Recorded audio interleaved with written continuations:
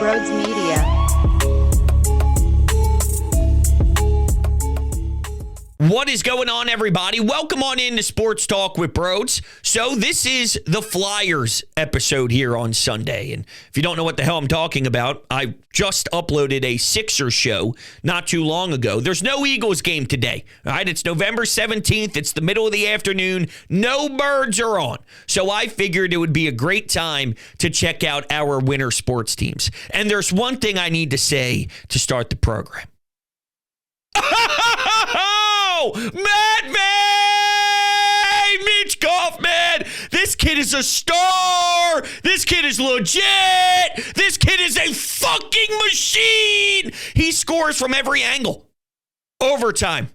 Ottawa. From the goal line. Hey, against Buffalo, I know it didn't go in, but he was probably his stick in the puck 4, 5, 6, 3 inches, whatever it was, behind the goal line, rips it off the back of the helmet of the goalie, and almost goes bar down. If that went in, I would have stripped. I would have been naked and started humping the air. I would have done things that were crazy. That was insane. It almost went bar down.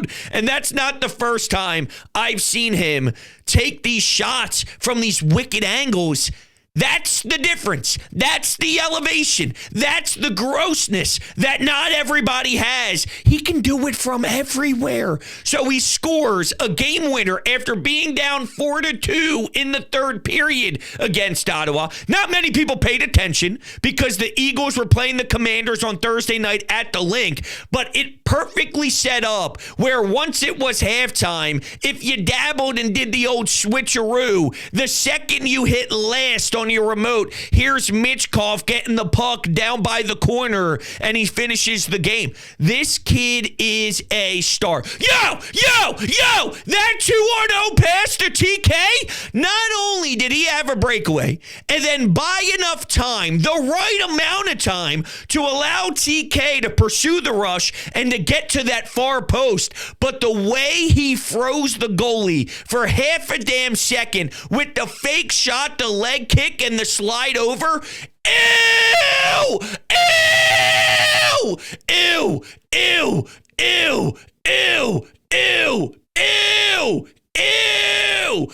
I watched that on replay for 10 hours straight, nothing else. My wife said, "Hey, hon, you all right?" I said, No, stop talking. I got to watch this replay again. Dude, every angle, it gets filthier. Every single time I got a different view of it, different feelings happened. Star. Check in every fucking night to watch how much this kid takes over the game. He's everything we were promised. What are the odds that in this town there is hype surrounding something so massive and it actually lives up to the expectations? I feel we get hurt a lot more than we don't. And especially with the Flyers, it's been a long time since it's been this level of skill. This is why I got angry, and I don't want to make it about this anymore. I'm kind of over it, okay? I'm kind of over it until the next wave of this stupidity comes, because I'm sure at some point it will. But it's not about the John Tortorella thing anymore. I keep getting hit with all these tags on Twitter about how, "Hey, he got the best out of him." Shut up! He's awesome and always deserved to play. That was the point. Look how great he is. He didn't magically just get better over those 2 games. He was always this good. I want to watch him every time. And when I get robbed of seeing him play, I'm going to get angry. Give John Tortorella credit for this. I give his family credit for this. Because his family got him to the ice rink every day and got him to be where he is today. And him and his work ethic. That's who I give praise to. Not only are we getting serious performances from number 39, Travis Konechny is on a wicked pace, starting to put up a ton of points, getting multi-points every single time you look at the damn box score. And we're now getting good net minding outside of Ursin. I feel way better about Fedorov. Ever since Tampa Bay, things started to roll in the right direction. I don't know if he was nervous. I don't know if he was uncomfortable. I don't know if it was a bunch of pressure. I'm not sure what it was. But we can now finally win a game without Ursin. It's a big deal. I loved what I saw from Andre. Although, right before I started the show, Anthony Sanfilippo reported that it seems like Andre is going to miss some time. I was actually loving what he could do at the top of the power play with Michkov in certain circumstances. I'm going, all right. You know who else is actually popping a little bit? Can't believe I'm about to say this. Richard. Now, if you have the last name Richard, I feel you got to be someone who can pepper the net, throw pucks on it. You got to be good, right? Richard. You can't be Richard and stink. You got to be fantastic. Here he is in Ottawa throwing pucks on net. Bobby Brink goes to the crease. We got a tie game. It's tied. All because of Richard. He's picking up points in every game, it feels. Richard. Are you kidding me? Who would have thought? Anthony Richard. I didn't even know what his name was. I called him Anthony Richard, for God's sake. Richard. I didn't know. Ew. He's making it difficult. Okay? He's making it difficult. And that's your job when you get the opportunity. Wow. Who else? Oh, here's someone who has even elevated more, which I didn't even know if it was possible.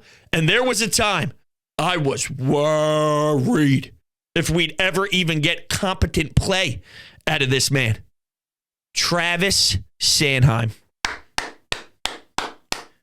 Yo, he's putting pucks on net like he's Chara in the fucking All-Star game, hardest shot competition. Okay, that's how much he is, like, legitimately taking some of these shots. That most recent goal was a cannon. He's been lighting the lamp lately, playing like a top pair D-man. Wow. All jokes aside, I didn't believe that they were as bad as they were playing to start the year. Everyone would say, what did you expect? They weren't really good last year. They overplayed their hands. They weren't as good as their record indicated. And maybe to a little bit. But they are closer to the team that they were last year, especially adding a talent like Matvei Michkov. And the way Ursin's playing when he's available. Go look at his save percentage. There's something to be said about the way Ursin has been playing. And now you're getting production from a backup, which is massive. But my point is, they were closer to who they were last year than the team that started the year off this year. And more times than not, because of the way that Torts bag skates everyone, gets them in shape, you would think that you could start out the season with an advantage because I would say other teams don't necessarily take the same ways with their training camp and the intensity and the grind. So you would think normally you get off to a fresher start because you're more in game shape based off of the way Torts runs his camp. I don't know if the expectations of being great, I don't know what it was. Something wasn't clicking, but I felt that it wasn't really them. Now, I don't know what they are, okay? I don't know what they are. They probably... And I know there's plenty of time to improve, plenty of time to see exactly what this plays into, but my guess is they're probably similar to last year. Maybe they just miss. Maybe this year there's no collapse against bad teams and they just sneak in. I don't know. But I'd have to imagine they are in that range once again. And maybe the difference this season is Ursin not hitting a wall because he's more prepared. Maybe the difference is Matvei Michkov. Maybe the difference is their penalty kill is still super strong. and you add a little bit of a wave to your power play, so your special teams improves with the man advantage, and that's the difference in slipping or not. Now, digging yourself in such a big hole is a problem, but they dug themselves out of it to a certain level. Now, where do they go from here? So essentially, my point is, I just don't believe that the horrible play, the god-awful D-zone, the bad turnovers, the no offense, the zero creativity, all of that we were experiencing through the first 10 games or so of the season, I don't believe that's who they really were. And now we're starting to get a better feel of what they can be. It's not always going to be this pretty. They are a team that's going to go through ups and downs, but their ups, you can see that you go on the road to face an Ottawa team that isn't filled with bums. And, it's like a hard-fought effort. You're down a couple goals. You got 15 minutes to go. You enter the final frame of 20 minutes. You're grinding. You're pursuing. You're doing everything in your power to climb back. You get the point, and then you finish it with an extra point because of Matvei Michkov. That's important. That's what this team can do. Going to Florida without Michkov, having a couple of strong efforts, getting a point, beating Tampa Bay when you were getting shut out forever. Owen Tippett with a wicked backhander. Don't know why I said wicked 5 times this episode, but a wicked backhander to beat Vasilevsky of all people with a beauty. Tyson Forster gets on the score sheet. These are important things. And I think it's finally starting to roll the way that it's supposed to. I don't know where that ends. I think we're in a similar spot to last year, but now there's a couple differences that either sways them and puts them in the mix or just right outside again. And we'll find out what exactly that is. But I'll tell you what, it's fun again. I sit down on my and put on my TV this Flyers team right now, and I am super pumped up and engaged to see how they are going to compete and fight that night. And the fact that I'm doing this right after the Sixers show, it's the complete opposite. They drain me. They make me hate watching. I have to, I will, but I hate it. I don't hate this team right now. I have a big smile when I see Jim Jackson and Boosh on my TV ready to go. With Al Morgani, they got Ashlyn Sullivan, they go to Scotty Hartnell, and they're preparing for puck drop, and I got about 7 minutes until the first period begins. I'm like, it's going to be fun. I got about 2.5 hours of enjoyment. See them pass the puck around, maybe enter the zone with a one-timer. Sanheim finds Twine. Ew. I love it. I love it. So what a turnaround. God bless him. Thank you so much. Oh, and Matvei Michkov is serious. I don't know what I'd do without him. I think about him every day. I watch his highlights every 3 hours. He's only getting started. He's barely having a cup of coffee yet. And this kid is lighting the world on fire. Multi-point games, nonstop, big goals. Even if it's a game where maybe he only gets 1 point, it's an overtime game winner. I cannot get over that 2-on-0 pass. The patience for everything to even develop. Do you know how easy it is to get that puck on your stick and to see a breakaway and you take the breakaway? And nobody would fault him for taking a breakaway. One-on-one, in-game, go ahead, dance, do a little something. Hey, the last time he had a breakaway, he just put it 5-hole. No dipsy-do, no dangles, no deeks. Straight up, see the 5-hole, I'm going to rip it 5-hole and beat you as you try and go down into the butterfly.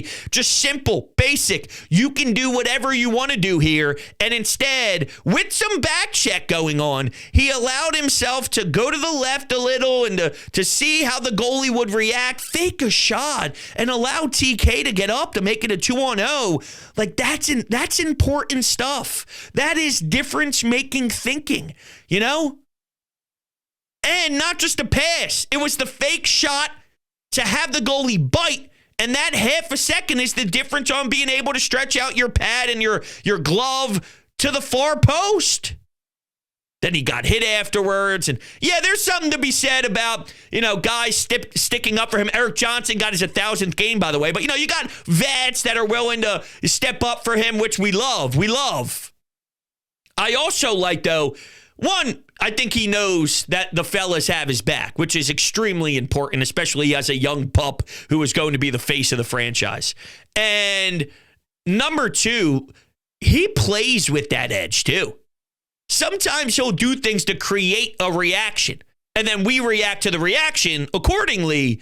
But at the face-off dot, he'll give you a couple how-do-you-do cross-checks, or he'll do something with his stick, maybe a little bit. He'll fire you up. He'll get you a little agitated. He's not afraid of playing on that line.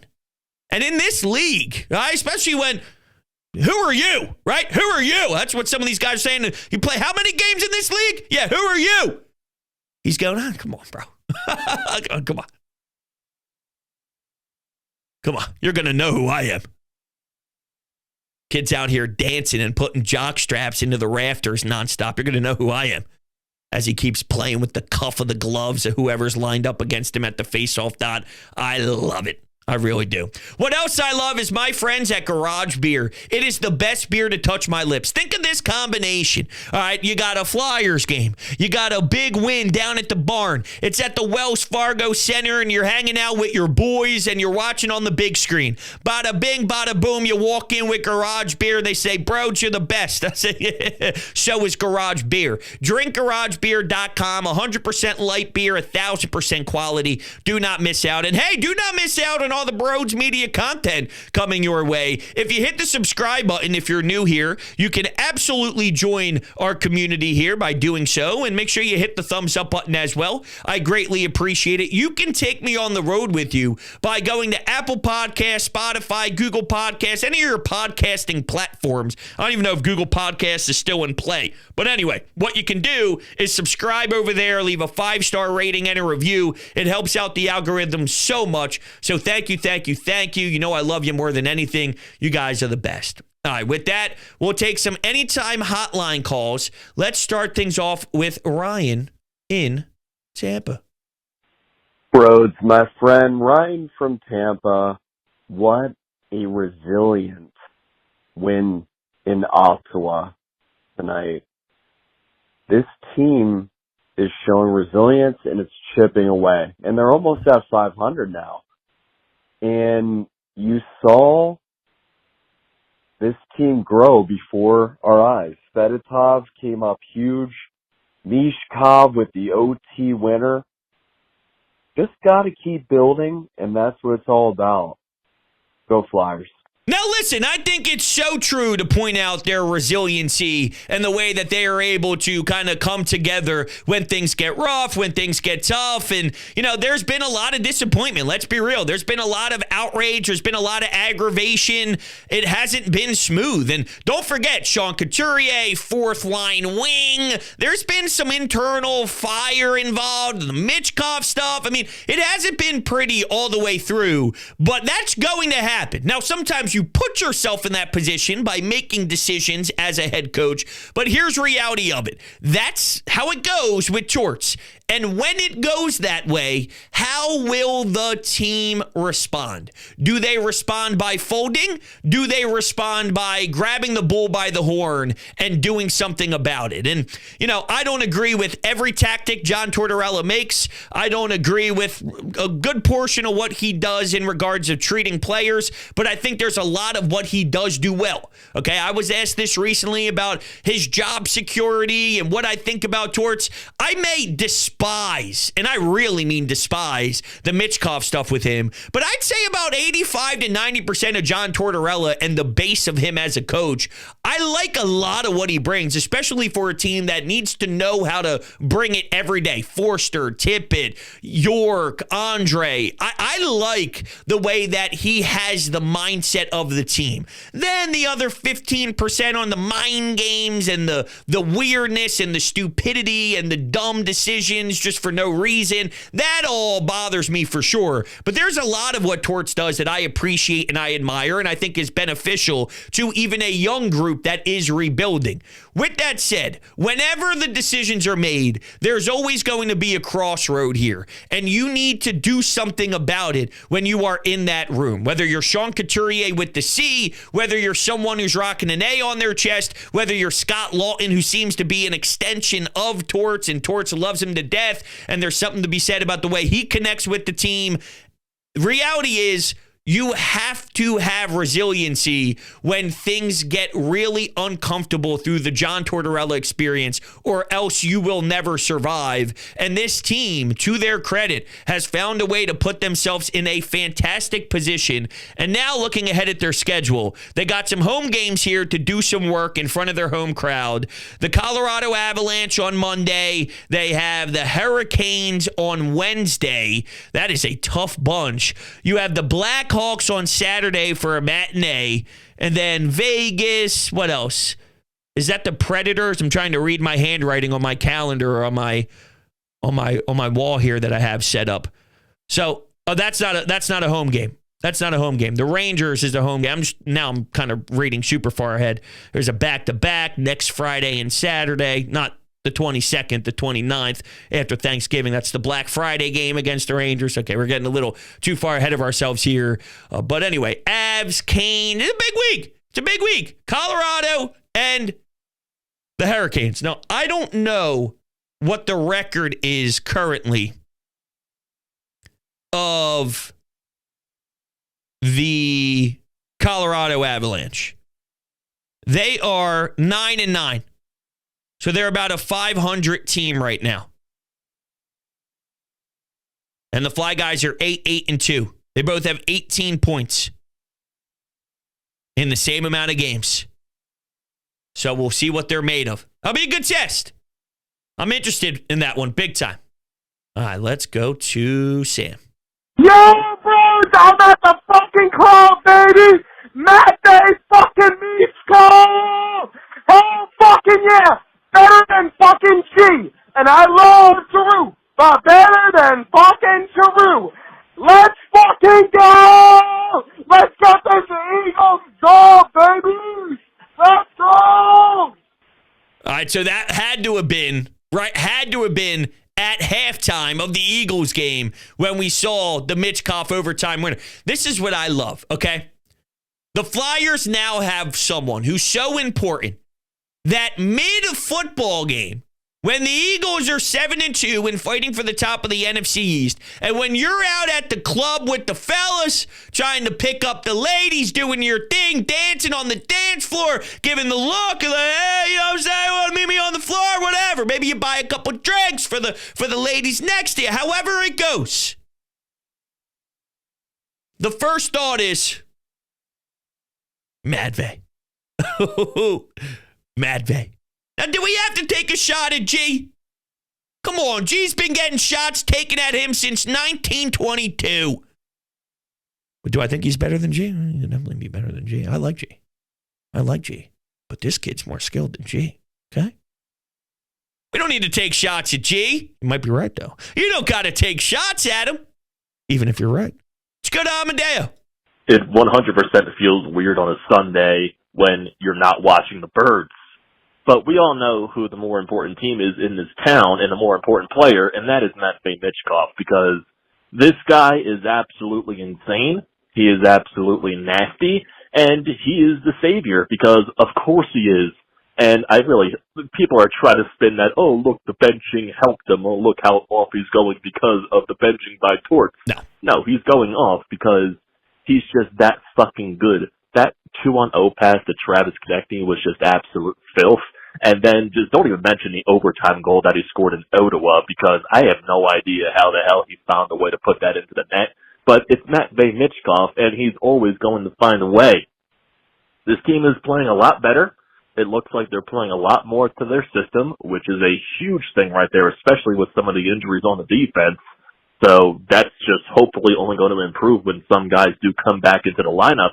Ivan Fedorov, he's been playing 20 billion times better ever since, he was basically the benched for Kolosov in that little stretch right there. He's come up huge. I don't think the stat really shows that he played good in Ottawa, but he was one of the main reasons why they won in Ottawa to begin with. and it looks like he's just getting confident and confident every single game, and it looks like he's made some adjustments thanks to that benching. You know, Travis Konechny is playing on absolute fire right now. Just let's see how this team keeps rolling. And the only way this team is going to keep rolling is if Matvei Michkov continues to be excellent. And he will. Oh, and he will. There's no doubt about it. That's a good point about the Fedorov thing. I brought up the pressure. I brought up maybe just expectations. I don't know. But seeing that it's possible, whatever opportunity he had in front of him was quickly starting to fade. And it was going to Kolosov. Maybe that was the big wake-up call that he needed. Like, yo, I got to get my ass in gear. I never went to that level. I was just thinking he got more comfortable and I don't know, but hey, maybe it was the fact that he was looking to his left, looking to his right, and realizing that Ursin was injured at that particular time, and this is his net, and he was awful. Or just the natural, like, he wasn't that bad, right? Like, I knew he wasn't that bad. It looked like he was in his own head. It looked like we never even got a real version of Fedorov. It was more just he can't get back to the basics. He can't get back to his standard. He can't get back to feeling confident in the net. You could tell, even if you're allowing goals, you could tell by a body language and by swag if the goalie feels good about his game. Just the way he comes out and he tries to square up shots, the way that he uses his glove after a save, flicks the puck up, catches it on his net, the net of his glove, and then he hands it over to the ref. There are things that tell you he's feeling good. He understands sort of like his method, and they're comfortable, they're confident, they're believing in what they're doing. Fedorov looked like Ben Simmons. Fedorov looked like Nolan Patrick. Fedorov looked like a guy who was so checked out mentally, we couldn't even get a taste of reality of what Fedorov can be. It was that ugly, and I didn't know if he'd ever be able to click it into gear, or if it was the money, the expectations, what it was. Settling in, and realizing that the job and the job security wasn't where it needed to be for him. Maybe that was enough to kind of lock back in gear and get to where he needed to be. All right, with that, that's going to do it. That's going to do it as we check in on the Flyers this afternoon. I love Matvei Michkov. That's all. I love Matvei Michkov. You guys are the best in the world. I love you too, by the way. Thank you all for the crazy wild support. I will catch you all on the next one.